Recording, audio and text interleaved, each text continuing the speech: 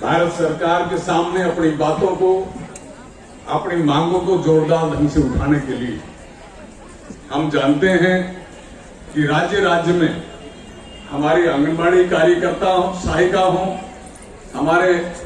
आशा कार्यकर्ता हो, हमारी मिड डे मील बहनें हो, आप हर राज्य सरकार से अपनी तकलीफों को उठा रहे हैं और अपनी मांगों को लेकर जोरदार ढंग से लड़ रहे हैं। कभी कभी आप उन सरकारों के कोपभाजन, आप उन सरकारों के दमन का भी शिकार होते हैं, लेकिन फिर भी आप लड़ रहे हैं। आज राज्य राज्य में लड़ते लड़ते और यहाँ आज भारत सरकार से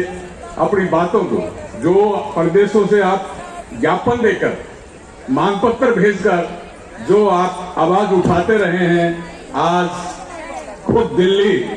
राष्ट्रीय राजधानी में आकर संसद के सामने और भारत सरकार के सामने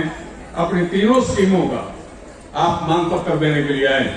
मैं सिर्फ एक ही लाइन में अपनी बात कहूंगा। ये कोरोना पीरियड जब शुरू हुआ, उससे पहले रामलीला मैदान में 2019 का 28 जनवरी को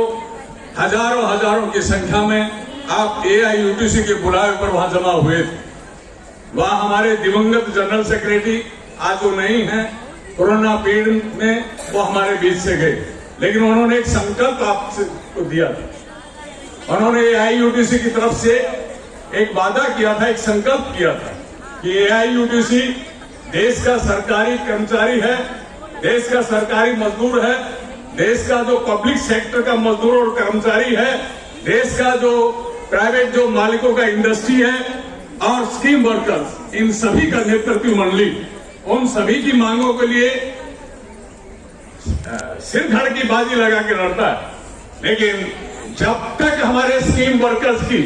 मौलिक जो मांगे पूरी नहीं होंगी, AIUTC पहले दर्जे पर स्कीम वर्कर की लड़ाई लड़ता रहेगा। मैं उसी संकल्प को दोहराता हूं और हम संकल्पबद्ध हैं। हमारे नेतृत्व मंडली ने जो ये निर्णय लिया कि हमारे स्कीम वर्कर्स की, आंगनबाड़ी कार्यकर्ता सहायिकाओं की, हमारे आशा बहनों की, हमारे मिड डे मील जो बहनें हैं, आप जो मांग पत्र आप दे रहे हैं, जब तक आपकी मौलिक समस्याओं का समाधान नहीं हो जाता है, ये संघर्ष जारी रहेगा। इस संघर्ष को हम जोरदार करेंगे और हम भारत सरकार को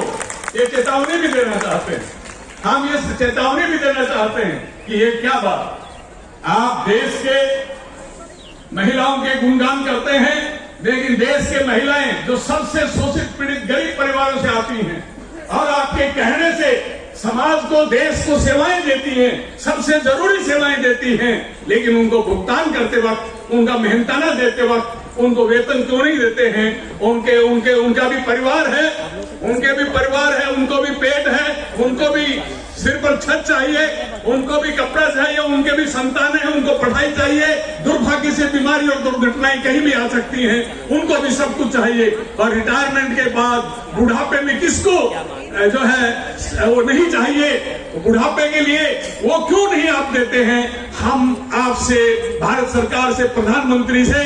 हम फिर से ये मांग उठाते हैं कि आज जो हम ज्ञापन दे रहे हैं, आज जो हम मांग पत्र दे रहे हैं, आप इसके ऊपर गंभीरता पूर्वक विचार कीजिए और इन मांगों का पूर्ति कीजिए। नहीं तो हम ये भी चुनौती दे रहे हैं कि जल्द ही AIUTC और scheme workers federation of India इससे अगला कदम लेगा। वो कदम अखिल भारतीय हड़ताल भी हो सकता है। इतना ही कह के